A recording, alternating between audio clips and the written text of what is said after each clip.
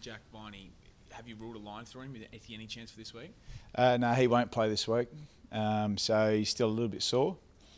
He's tracking really well though, so he's heading in the right direction, but he's just not going to be able to come up for this week. We know he's a freak, but are you concerned at all about the amount of time that he will be missing heading into a potential finals campaign? Oh, we haven't thought about that at all. Our pure judgment's been about this week. It's a really important game for the footy club. So with a bony type injury, you have to really respect them and make sure they're 100% right.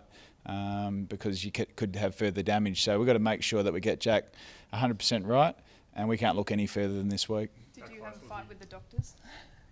Oh, not at all. No, we've got a great relationship with our docs and our high performance managers, and they were really clear that they give him every opportunity, but he's just not in a position to put it at risk at the moment. He still needs to be pain free and make sure he's done a bit of load before we put him back out there. When you say you don't think about what's after this week, is that a football-wide policy, or is it just in relation to that injury, or because I imagine it's what everyone's actually thinking about? Oh, it's a football-wide thing. It's really important for us as a footy club to focus on this weekend's game. We, as I've said a lot, we haven't achieved anything yet. Where we sit at the end of round 23 will be the most important thing for this footy club, and we've got a really important game this week. So we can't look any further as a football club. We've really got to focus on what is right here, right now, and it's Collingwood Saturday at the G. But can you understand why people don't believe you when you say that? I mean, a decade without finals? Oh, I can understand it. I think it's really exciting for our supporters that we're in this position. We wanted to be in this position as a club, and we wanted to provide ourselves with opportunity.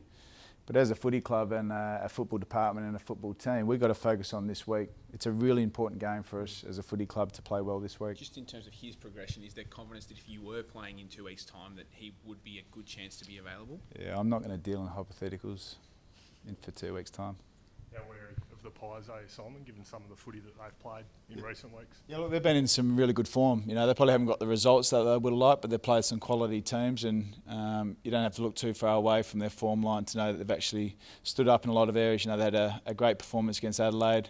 They were really strong early in the game last week against Geelong. So they're doing a lot of things right, but it probably hasn't translated to victories at this point. But so we respect them highly at the moment. Jack Watts come back in, or is he in the VFL this week? We're about to sit down and go through that right now. Clearly, we obviously just got off the track, so we've got some guys who are available. Jack Watts, Christian Salem. We had some great performances in the VFL with Corey Maynard, Jay Kennedy Harris. So we're about to sit down and go through that. What's your feeling on Watts? What's your feeling now before the meeting? Yeah, look, I've said this a bit, and I'll say it again because it's clearly something that's not getting through. Jack will be treated like every other player on our list. Clearly he's got a lot of hysteria around Jack and how he's performing. He's improving. His 2 games of VFL level showed he's progressing, and he's performing probably now to the level that we think is really appropriate. So we're really hopeful that Jack's continuing to improve, and looking forward to seeing him play his best footy shortly. Is Tom Bugg in calculations?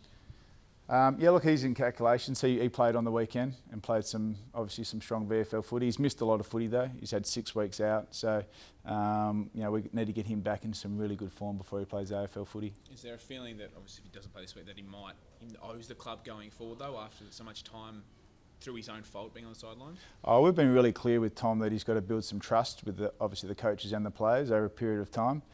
He's gone about that 6 weeks incredibly well.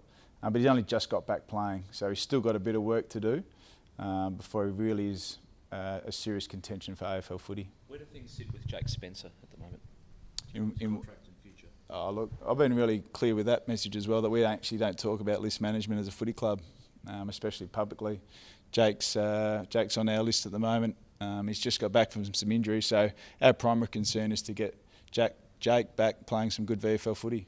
Do you feel for Nathan Buckley and what he's going through at the moment as a coaching fraternity? Oh, absolutely. It's a tough position, but he's handled himself incredibly well.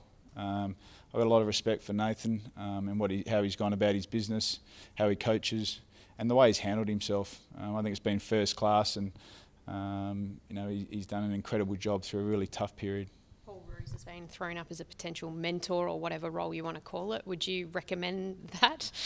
Oh, Roosy's a terrific person. You know, he did a great thing for our footy club and, you know, set its path straight and in the right direction. So I can't speak highly enough of Paul and what he gave the Melbourne Footy Club. You know, what he does from here will be purely up to Paul. What do you reckon about the retiring class of 2017? Oh, it's incredible, isn't it? The names are significant, you know. You know, they've all been quality players who've played a long period of footy, and obviously there's going to be a lot of Hall of Fame members that come out of that bunch, but it just continues to grow over the last 3 weeks. Clarko's throwing grenades now. He's out of finals, saying that finishing top 4 is actually a disadvantage, and he's actually questioned like the integrity of it. What do you sort of think with the pre-finals bye? That's what he's saying. Yeah, I actually support the pre-finals bye. I think if any club would be in that position, they'd want to finish top 4. But I actually love the fact that the 8 teams that are good enough to qualify get the chance to reset, rechannel their focus, and really move towards the second phase of the year. And I think it's been a terrific implementation of the AFL, and I think it was a great final series last year. And I think if any club would want to finish top 4, no matter what the scenario. Is that because Jack Viney could use another week heading into the finals? Another hypothetical question.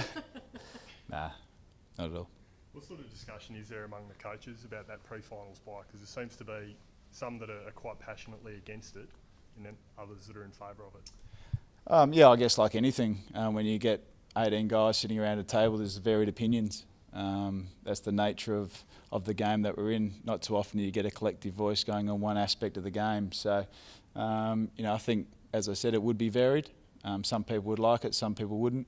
And I guess until you're a club that's been involved in all those positions on the ladder and where you finish, it's probably tough to have a real genuine opinion of what it looks like. Do you think it could favour those teams outside of the 4? Oh, look, you know, you're dealing in hypotheticals again. We've seen it for 1 year. I think we should get a bigger sample size before we start making judgments.